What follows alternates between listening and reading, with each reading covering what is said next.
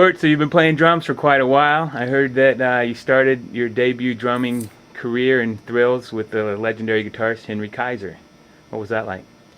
Um, that was back in early 1976. I met Henry. I used to rehearse at a place in Cambridge on Columbia Street with a friend of mine. He was a mutual friend of Henry's, and that's how we met. I used to jam with this guy, Rick Schwentely, on the weekends at his house, and I was on the third floor.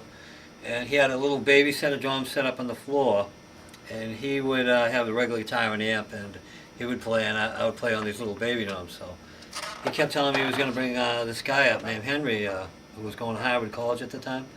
So then one weekend, Henry showed up. I think it was like on a Friday or Saturday night, but that was the first time I met Henry, and we jammed, and I just remember Henry like jumping up and down. It was like all over the place. I couldn't keep up with him.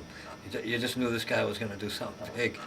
So basically, we did that a few times. You know, we get together on weekends. Henry would drop by every once in a while. And then it evolved into us, my first gig with Henry, Rick, and the nucleus of Monster Island, which did a record together later on, and that was Owen Marek was involved. And I remember my first gig was in a house in Worcester, out by where Owen lived at the time. He was going to college out there, and we did it on a weekend. I was at a gig, and I was playing in the parlor with Henry, Rick, and Owen, and somebody else on bass, and it was pretty wild. Then from there, Henry asked me to do another gig after that, and the next one was at Harvard College, and that was really exciting. Had a lot of people there that night, and Henry was there. Again, it was Rick and Owen, and I remember we were doing some Velvet Underground stuff, Lou Reed stuff, things like that. We even did a Yardbirds thing.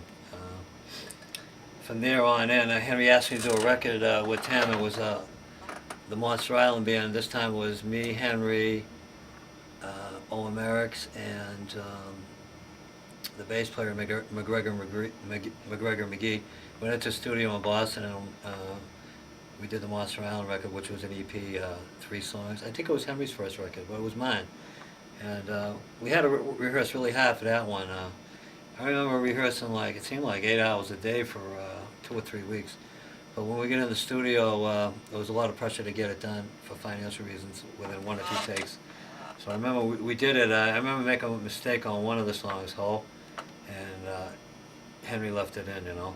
I couldn't have got by it except for that, you know, I was looking through the glass and Henry was giving me all the cues and everything. So that's how we got through that.